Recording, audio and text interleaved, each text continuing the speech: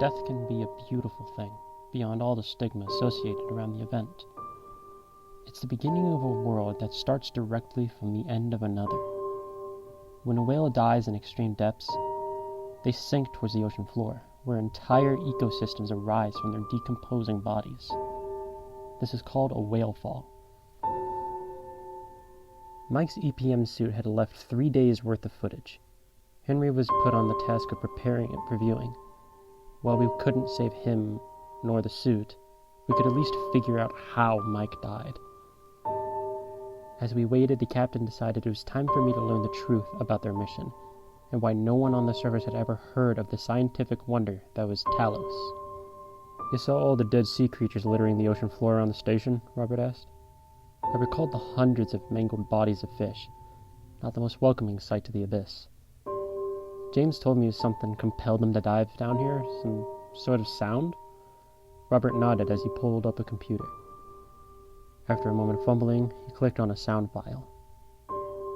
About 5 years ago, we recorded this from the depths of the Tonga Trench.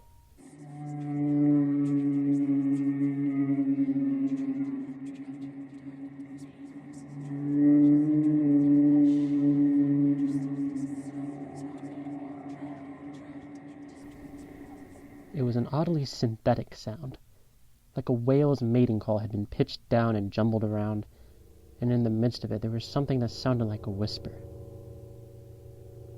We recorded something similar around the Mariana Trench, and called it the biotwang. The sound played on loop as we talked, oddly eerie for something so innocent. We first thought it came from a whale, just a bit distorted after traveling vast distance or instrumental interference. Then we saw how it affected the wildlife in the region. Blooms of jellyfish appearing out of nowhere, and fish defying all instincts to dive towards the crushing pressure. "What made the sound then?" I asked. Robert pulled up some pictures on the screen, creatures similar to roundworms, but pitch black. They looked nothing like what I had witnessed in the airlock. "From what we can tell, there's a thus far completely undiscovered ecosystem somewhere down in the trench.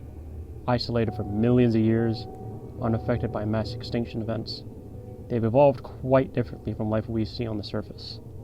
It's like millions of single-celled organisms working together to form more complex creatures, but unlike ourselves, the cells can detach and rejoin at will.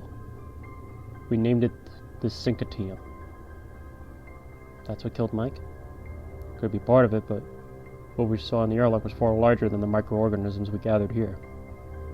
Before we could continue, James interrupted, letting us know the footage was ready to be viewed. "If they ever decide to declassify the existence of this station, they'll never mention the creatures or the sound that alerted us to their presence. I'm sure one day they'll hail all of this as a supreme technological advancement. But truth be told, the reason why the Navy put billions and billions of dollars into this project, so that humanity could traverse the ocean floor, is simply because they want to find whatever's making that sound, find a way of using it." "Cap, they're waiting for us," James said. We gathered in the central area. Abby sat back some distance away from everyone else. She seemed even worse for wear than before, frail as if she'd lost weight in the past couple hours since meeting her. Henry controlled the footage, ready to speed through to the important bits, as the descent itself was quite slow. 20,000 feet. The Haddle Zone. Everything we saw would be from Mike's point of view. The footage started at the airlock, Abby standing him with a concerned expression on her face. Don't worry. I'll be back before you know it. Not like my first time in the depths. It's not like they'd waste $1 billion on me dying anyways." She didn't seem consoled by his words. "This time is different. We haven't tested the suit beyond 30,000 feet yet," Abby said. "No, but we tested pressure. Chute should be able to go much further without breaking." Henry forwarded the footage. Mike stood directly at the edge of the Tonga Trench. To his left, a platform extended even further down towards the Haddle Zone. An elevator sat at the platform's center. A short distance down the trench, he saw endlessly long tendrils gently swaying within the current. They belonged to the body of a malformed creature, looking like it couldn't possibly control its long appendages, yet it seemed unfazed by the depths. "Guys, you seeing this?" he said excitedly as he pointed at the bizarre being. "It's a Magnapina squid." He almost jogged along the edge to get a better view, suit audibly exhausted by the effort. "Don't put too much strain on the suit," Henry interjected over the radio. "It's fine, what else they pay us for?" Mike asked. As he got closer to the squid, another popped up behind it, one with even longer appendages. "Damn, I never thought I'd see one up close." "Stop messing around and get on the elevator," Henry demanded. "Fine, let's not enjoy our jobs then," Mike responded. He boarded the elevator and strapped himself in. The journey would take him another 15,000 feet into the abyss. It was a loud, sturdy piece of machinery, able to withstand the immense pressure of the dreaded Haddle Zone. Mike himself would control the speed of the descent, only handing over control to Henry should something happen. Not long after the descent started, Mike stalled the elevator. "Suit's making weird noise," he said. "That's normal. It's adjusting to the pressure change. We told you that would happen the deeper you went," Henry explained with an annoyed tone. "Yeah, I know, but..." "You'll be fine."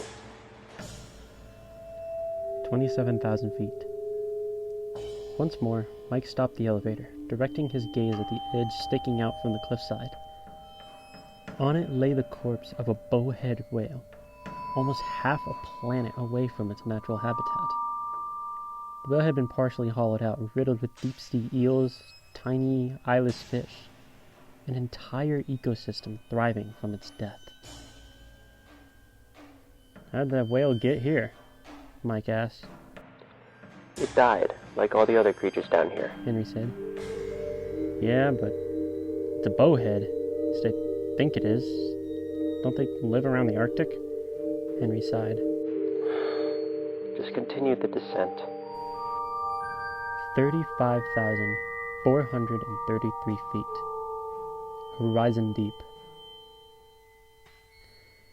The elevator reached the bottom of the trench after about an hour, allowing Mike to finally unbuckle himself from his seat. He grabbed a box of beacons to allow the next person to easier navigate the area. After stepping off the platform and getting away from the bright lights, it became abundantly clear that the bottom of the ocean was far from empty, and that entire bed was covered in previously undiscovered life. Millions of fungal-like plants covering the floor, and transparent fat shrimps swimming between, apparently feeding off them. On the cliff wall itself, thousands of bioluminescent plants extended, just a stalk with blue bulbs bending in the direction of Mike's movement. It was hauntingly beautiful, looking as alien as anything from another planet.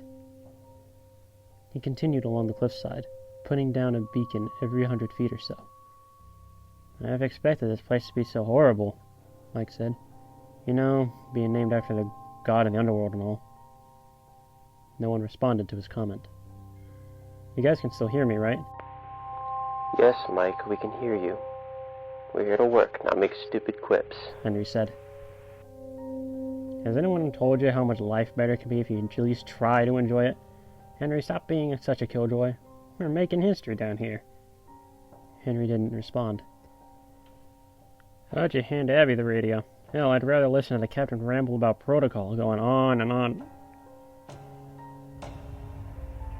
Mike stopped dead in his tracks, reaching the end of the cliff. Before him was a steep fall, leading down an endless chasm of darkness. "Henry, are you sure the elevator took me all the way down the trench?" he asked as he stared into the abyss. "Yes, you're at 35,000 feet. "Well, it's just I'm standing on the edge of the cliff, and this is clearly not the bottom of the ocean." "That's impossible. We surveyed the entire area with sonar." "Well, I'm telling you." The ground beneath Mike crumbled to pieces. He slid off the edge of the cliff and dove further into the deep. The darkness now surrounding him was absolute. Nothing could possibly help him orient himself as he fell. To fall in the ocean was a much slower process, giving him time to think about what fate awaited him as he sunk to depths never before known by mankind. He called out for his crew while desperately clawing at the cliff, but even with the suit he was still unable to slow his descent. As he got deeper, the suit started emitting loud beeps, alarms to alert for rapid pressure changes exceeding 16,000 psi. But before he could even react, he hit the ground hard.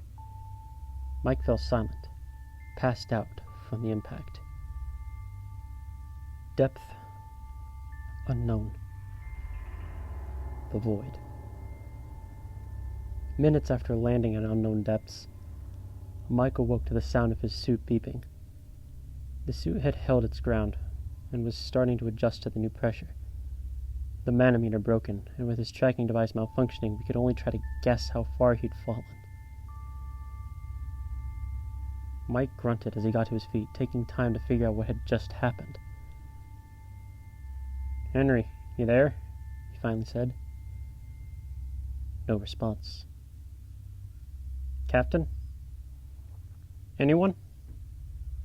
Apart from a few malfunctioning instruments, most of the suits seemed intact, yet no contact could be made with the base. Everything past that point would be after the comms went down. And we all patiently waited to learn of Mike's fate. Despite having fallen far beyond what we believed to be the ocean floor, he had just landed on another plateau, with an endless distance still progressing downwards. The abyss was ever present, taunting us with its emptiness. "Please, respond," he begged, defeated. He activated the beacons still attached to him and checked his surroundings. He had landed directly in front of a cave inside the cliff wall, moving steeply upwards. While protocol strictly dictated to wait for rescue in these situations, we could hear gargled sounds emitted from the cave. Whatever it was, it compelled Mike to check out the cave. The walls inside were perfectly smooth, an impossible formation of rocks reflecting the bright light shining from the EPM suit, lighting up the cave as far as it stretched. Mike stared at the shiny walls for a moment, adjusting the light as they seemed smooth at an angle.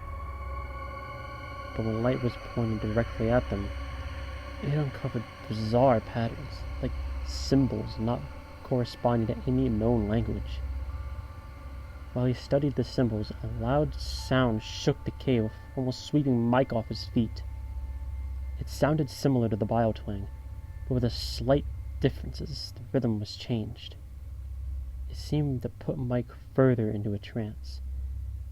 He diligently followed the source, ignoring any chance of rescue the further he went in. The cave led to a much larger cavern, extending beyond the reach of any light source he had available. Unlike the tunnel, these walls weren't smooth, but were covered in millions of tiny holes, each perfectly round, each identical to the last.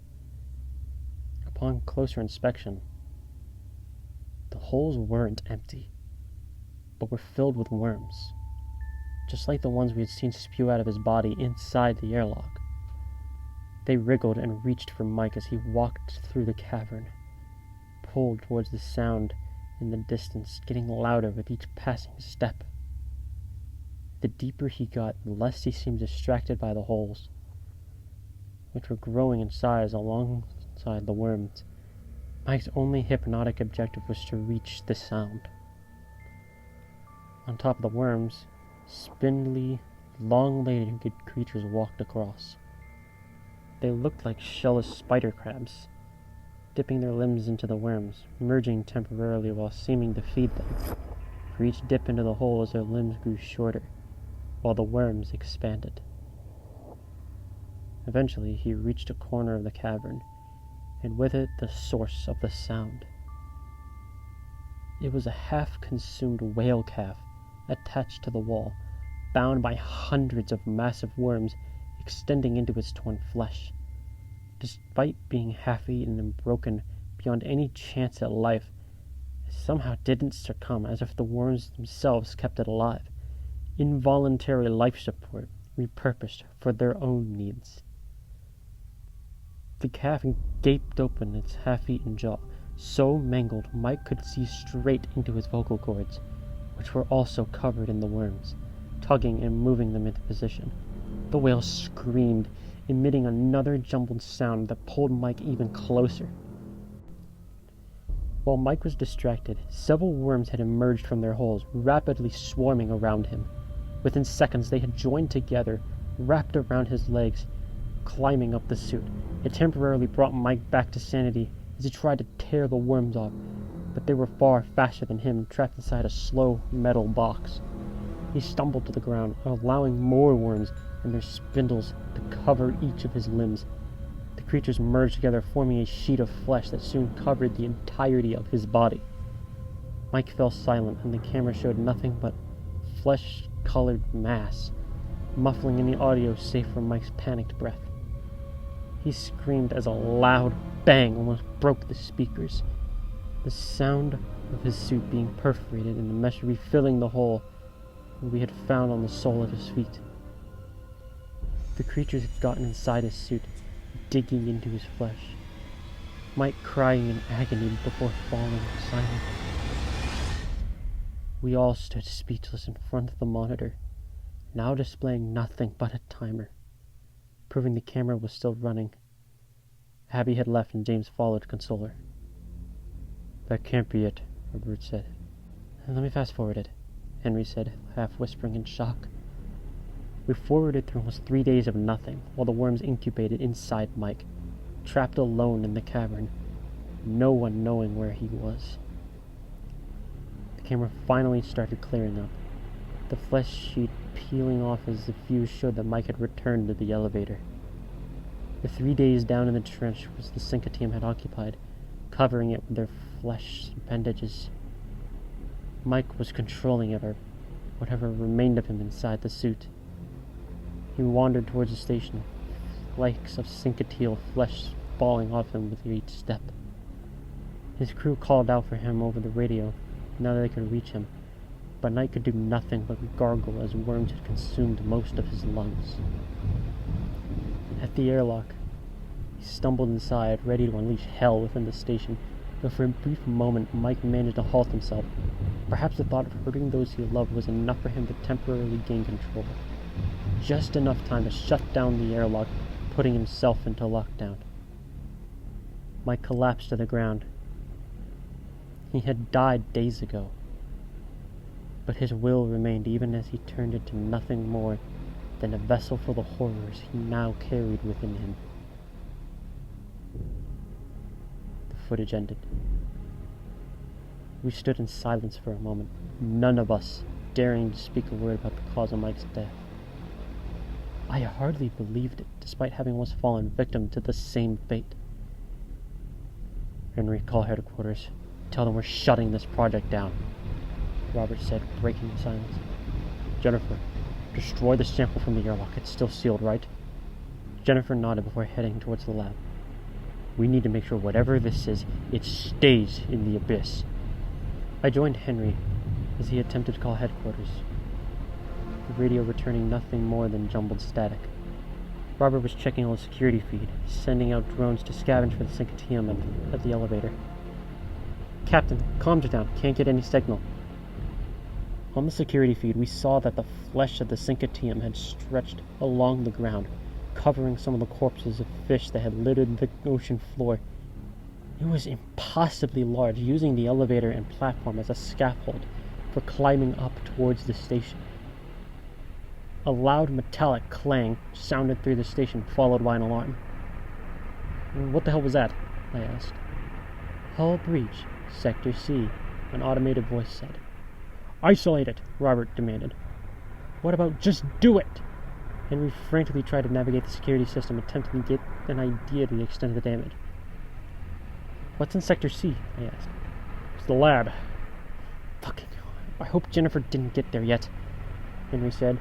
While the station sealed, trapping anyone inside, another loud bang shook us. The alarm sounded again. "Hull breach, Sector B." Fuck. What do we do now? Henry asked. Robert stood in shock, frozen by the decision of saving the station or fleeing. We have to evacuate, was all he could say. To be continued.